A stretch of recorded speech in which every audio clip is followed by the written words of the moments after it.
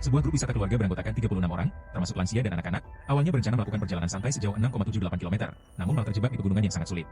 Pengalaman hidup dan mati apa yang dialami oleh para penyelamat yang menembus kabut tebal di antara tebing curam pada malam itu? Inilah peristiwa terjebaknya 36 anggota rombongan wisata keluarga di Longtangu pada 19 Juli 2025. Lokasi Longtangu ini berada di kota Xinyang, Provinsi Henan. Daerah Wafangwan terletak di zona transisi antara dataran rendah dan dataran tinggi di barat laut Pegunungan Dabie. Di sisi timur, area ini berbatasan dengan dataran terbuka, namun di sisi barat dan selatan, pegunungan menjulang tinggi dan curam. Area ini merupakan hutan belantara perawan yang belum sepenuhnya dikembangkan. Vegetasi di sana sangat lebat, dengan aliran sungai kecil yang muncul di antara tebing-tebing. Saat berjalan di tengah rimbunnya hutan, bahaya yang nyata adalah area ini rawan terjadi banjir bandang setelah hujan lebat. Di musim hujan, tanah longsor sering terjadi. Selain itu, kemungkinan bertemu babi hutan juga ada, atau hewan liar seperti beruang hitam. Tokoh utama kita hari ini adalah Bapak Wang yang berusia 42 tahun. Seorang warga lokal Zhoukou, penyelenggara kegiatan luar ruangan yang cukup terkenal. Pendiri dari Pingyuan Tubuing. Memiliki pengalaman memandu kegiatan luar ruangan selama 12 tahun. Di komunitas luar ruangan Zhoukou, dia dikenal dengan gaya santainya. Fokus pada kelompok lansia, wisata santai, dan rute kegiatan keluarga. Selama 10 tahun lebih, telah menyelenggarakan hampir 100 acara. Dan tidak pernah ada kecelakaan keamanan yang serius. Kali ini dia memilih Longtangu di Xinyang karena reputasi tempat ini sebagai surga tersembunyi. Dia berniat menjadikannya sebuah acara wisata santai dengan tingkat kesulitan yang sangat rendah. Melalui perkenalan seorang teman di komunitas luar ruangan, dia bertemu dengan seseorang yang mengaku sebagai penduduk asli Xinyang. Sangat memahami medan Longtangu, hafal setiap jalan setapak di sana. Orang itu mengirimkan sertifikat instruktur luar ruangan serta foto sertifikat asli yang membuatnya benar-benar percaya.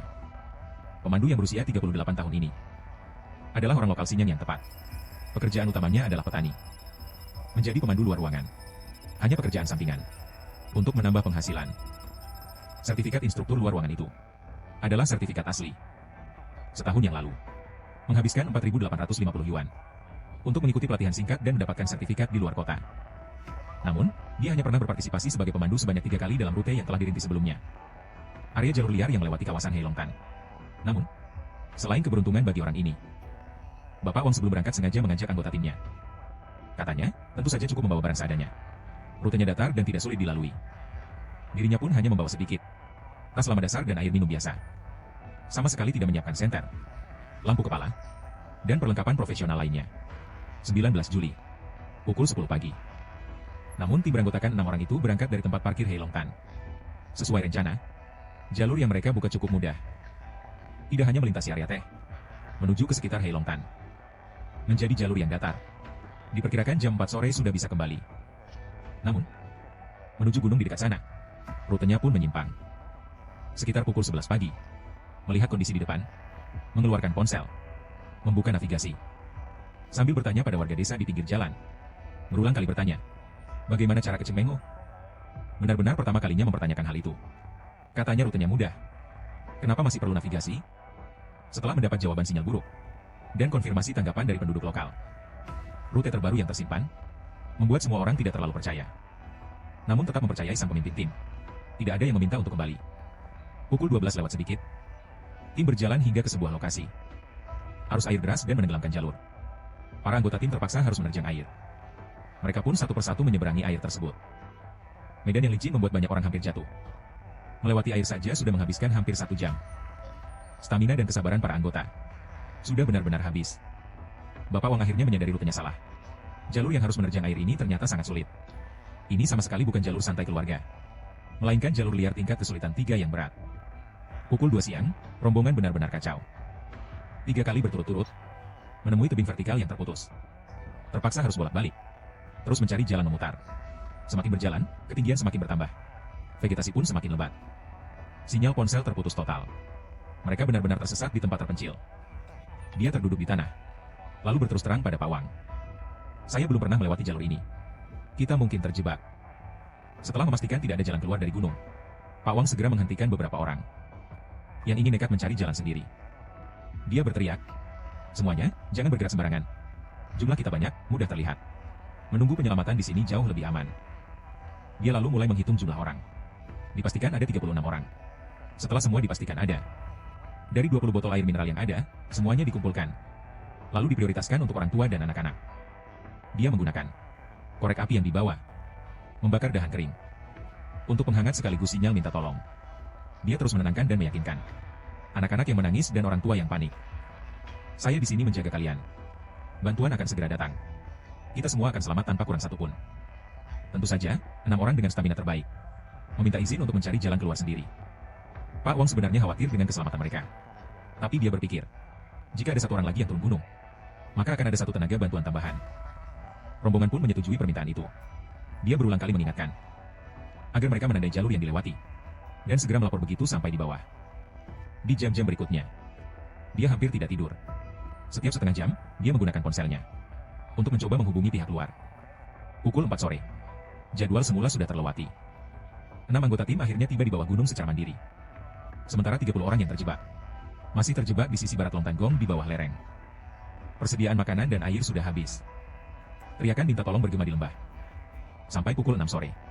Baru melalui sinyal lemah, berhasil menghubungi tim penyelamat Blue Sky. Setelah tim penyelamat tiba di kaki gunung, segera mengoperasikan drone yang dilengkapi peralatan pendeteksi inframerah untuk memulai pencarian. Drone segera mengunci perkiraan area orang-orang yang terjebak. Khawatir dengan kedalaman air di celah gunung dan medan yang curam, tim penyelamat mencoba mendekat berkali-kali, namun terhalang oleh tebing curam. Operasi penyelamatan efektif tidak bisa dilakukan di tengah malam. 20 Juli, pukul 1.38 pagi. Tim penyelamat Blue Sky menerima panggilan. 29 Oktober, pukul 2.41 pagi. Pasukan penyelamat tiba di kaki gunung bersama polisi keamanan umum dan tim Blue Sky. Memobilisasi tim untuk mendaki gunung. Segera membentuk pusat komando gabungan. Saat itu gunung berkabut tebal. Jarak pandang sangat terbatas. Sinyal komunikasi terputus total. Kesulitan penyelamatan sangat tinggi, dan berdasarkan analisis, 30 orang yang terjebak kurang lebih berada di area dekat Gunung Tongcha yang ditandai drone. Pihak berwenang memutuskan membentuk 3 tim penyelamat. Tim 1 mencari dengan kamera termal, menyusuri jalur pendakian.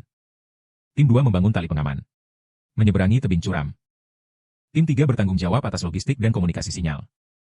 Sementara drone terus memantau seluruh area, mengirimkan gambar kamera termal secara langsung untuk memandu arah. Pukul 3 pagi. Operasi penyelamatan dimulai. Setiap anggota tim memanggul barang. Tas penyelamat seberat 20 kg. Berisi air minum, biskuit padat, obat-obatan dan peralatan penerangan. Berjalan dalam kondisi sulit. Membuka jalan di medan yang terjal. Kabut yang menyelimuti membuat jangkauan cahaya senter petugas hanya mampu mencapai sekitar 3 meter. Mereka hanya bisa menggunakan pengeras suara sambil berteriak, sembari mencari tanda-tanda di lingkungan yang asing. Menyusuri jalur yang curam, tim penyelamat saling membantu. Pukul 4.30 pagi.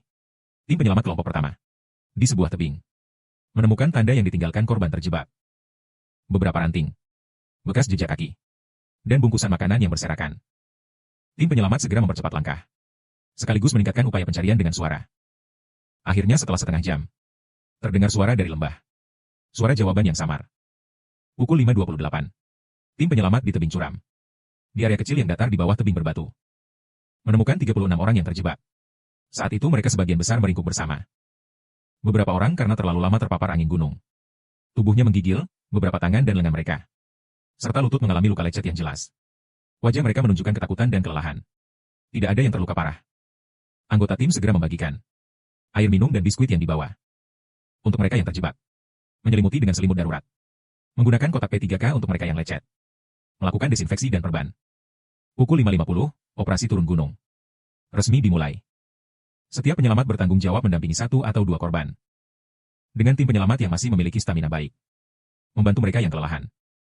Hingga pukul 6.50 pagi, korban terakhir berhasil dievakuasi dengan selamat. Setelah 6 jam perjuangan hidup dan mati, 36 orang yang terjebak semuanya berhasil selamat dari bahaya. Setelah masuk ke zona aman, pemandu bertanggung jawab atas semua anggota tim, menyiarkan permohonan maaf kepada semua orang. Seharusnya tidak mempermainkan keselamatan orang lain. Pihak tersebut menyatakan bersedia menanggung semua biaya yang terkait dengan penyelamatan, serta akan mengoreksi kualifikasi pemandu mereka sendiri. Pengalamannya juga mengungkap sisi gelap industri pendakian.